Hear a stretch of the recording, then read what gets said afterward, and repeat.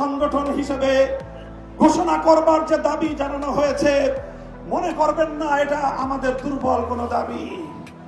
আমরা 2013 সালে ফ্যাসিবাদী আওয়ামী লীগের বুলেটের আঘাতে রক্তাক্ত হয়েছি।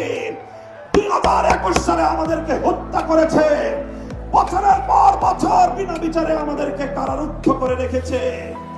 সেই সন্ত্রাসী সংগঠন আওয়ামী লীগকে আবার বাংলাদেশের রাজনীতিতে যদি পুনর্বাসন করবার কোন দুঃস্বপ্ন কেউ দেখেন, তাহলে আমরা পরিষ্কার ভাষায় বলে দেই, তার সঙ্গে আমরা আওয়ামী লীগের চেয়ে ভিন্ন কোন আচরণ করব না। শেখ হাসিনা গিয়েছে যেই পথে, আওয়ামী লীগের দালালরাও যাবে সেই পথে।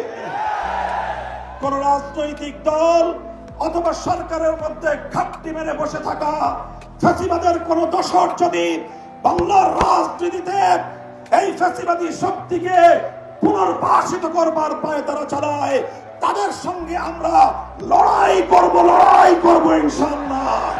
শাপলার শহীদ যারা শাহাদাত বরণ করেছেন, ইনশাআল্লাহ হেফাজতে ইসলাম বাংলাদেশ প্রতিটি শহীদ পরিবারের পাশে দাঁড়িয়েছে। শাপলার সকল শহীদদের পরিচয়গুলো যতটুকু সম্ভব ফ্যাসিবাদী আমলে অধিকাংশ বীর শহীদদের লাশ গুম করা হয়েছে, লাওয়ারিস হিসেবে তাদেরকে দাফন করা হয়েছে।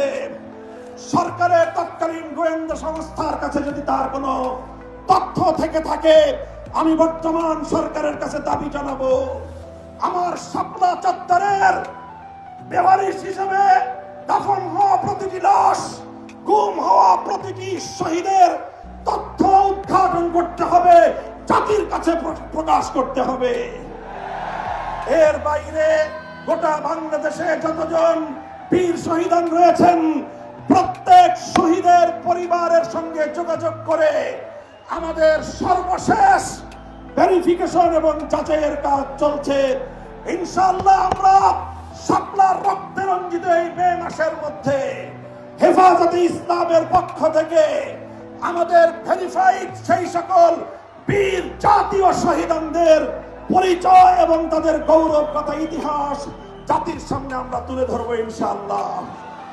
সেই সকল রক্তে রাঙা শাপলার বীর শহীদদের স্মৃতি বিজড়িত ইমানের দুর্দমনীয় কাফেলা, শাপলা চত্বরের শহীদি কাফেলা হেফাজতে ইসলাম বাংলাদেশকে আমি আজ বাংলাদেশের স্বাধীনতার অতন্দ্র প্রহরী হিসেবে ঘোষণা করতে চাই।